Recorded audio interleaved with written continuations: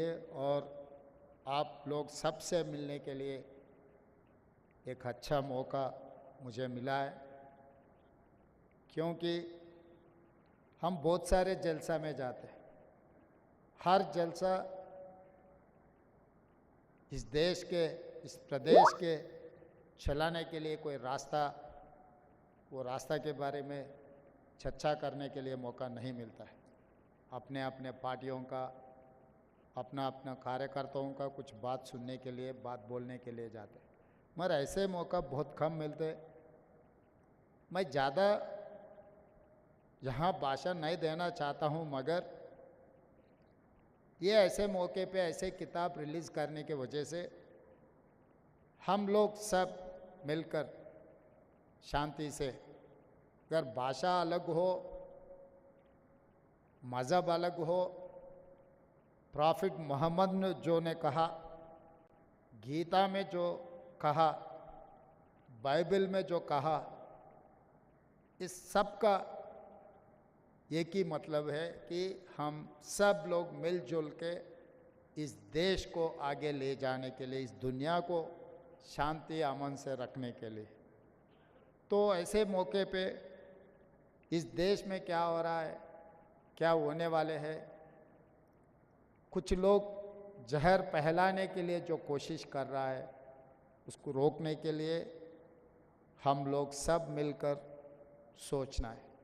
और दूसरी बात, मेरा दिल बहुत खुशी हो गया, all India Muslim personal law board president अपने शहर से, अपने भाइयों में एक ऑल इंडिया लेवल पे एक पोजीशन पे गया। हम सब लोग इस बात को खुशी से, गर्व से कह सकता है कि all India Muslim personal law board के प्रेसिडेंट हमारे शहर से। और रहा दूसरी बात, मैं भी सदर साहब के साथ पिछले लोकसभा में मैं भी एमपी था। सदर साहब हैदराबाद शहर के इस कोने पे रहा तो मैं उस कोने पे एमपी बना था। मगर लोकसभा में जब गरीब लोगों के तरफ से, खासकर माइनॉरिटी और दलित आदिवासियों के लिए जो आवाज़ सुनते, बहुत खुशी होते थे कि भाई असदुद्दीन ओवैसी हमारा शहर से ये दलित, आदिवासी और माइनॉरिटी लोगों के लिए जो लोकसभा में जो आवाज़ उठा रहे। कभी कभी असद साहब ने कांग्रेस के खिलाफ भी बोले तो भी मुझे अच्छा लगता था, क्योंकि हमारा ही भाई कुछ आवाज़ उठा रहे। हमारे खिलाफ बोले तो कोई दुश्मन नहीं होते। हर सरकार को चलाने में कभी कभी गलती भी हो सकता है। वो गलतियां सुधारने के लिए स्ट्रांग अपोजिशन का भी ज़रूरत है, वो प्रदेश में हो, देश में हो। आज आप देखो लोकसभा में जनता के भाषण बोलने वाले बहुत कम हो गए। जहर फैलाने के लिए आपस में पंचायत लगाने का भाषण ज़्यादा हो गए। तेलंगाना से खासकर या कंबाइंड आंध्र प्रदेश में पिछले दिनों में अच्छा नेता लोग थे। जयपाल रेड्डी जी जैसे अपने तेलंगाना से आवाज़ उठाने वाले थे, आज के तारीख में तो बहुत कम हो गए। बिजनेस और कॉरपोरेट बिजनेस वाले ज़्यादा आ गए। बिजनेस में तो वो लोग तरक्की अच्छा कर रहे हैं, मगर गरीब लोगों का आवाज़ उठाने वाले कम हो गए। 17 में एक ही दिख रहा है मुझे, असदुद्दीन ओवैसी जी, जो गरीब लोगों की आवाज़ बनकर वहाँ पर सुनाने के लिए जो कोशिश कर रहा है। असद साहब हमारे साथ दिए नहीं दिए वो अलग बात है। चुनाव के समय पर हम उनके तरीक़ा से, हमारे तरीक़ा से हम चुनाव लड़ रहे हैं। एक बार चुनाव ख़त्म होने के बाद ऐसे कोई बात नहीं है। हम सब मिलकर 4 करोड़ तेलंगाना जनता को कुछ अच्छा के लिए, कुछ वेलफेयर के लिए, उन लोग डेवलपमेंट के लिए, हैदराबाद शहर को सुधारने के लिए हम लोग मिलके काम करने का ज़रूरत है। हम अलग अलग बैठकर, अलग अलग सोचकर हम लोग कुछ किए तो इस शहर का नाम खराब हो जाएंगे।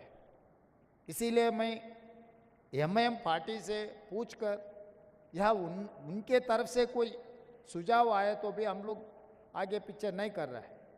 ईसा मुँह से रिवर जो बहुत सालों से वो एकदम खराब हो चुका है। उसमें जो शहर के जितना भी कचरा है उसी में आ रहा है। वो सुधारने के लिए हम लोग कोशिश कर रहे हैं, उनका मदद हम मांगे, वो लोग भी आगे आए। और गरीब लोगों को भी, जितने भी गरीब लोग हैं, डबल बेडरूम घर देने के लिए सरकार के तरफ से हम लोग कोशिश कर रहे हैं। उसका भी हम लोग सबका नामा ले रहे। जो जो गरीब है उन लोगों को सरकार के तरफ से जो मदद मिलना है, हम लोग वो काम करने के लिए और कोशिश कर रहे हैं। तो इसीलिए आने वाले चुनाव में भी इस देश में, क्योंकि ये हिंदुस्तान अपना मुल्क है, इसको बचाने का जिम्मेदारी अपना ही है, और कोई नहीं आएंगे इस दुनिया को, इस मुल्क को बचाने के लिए।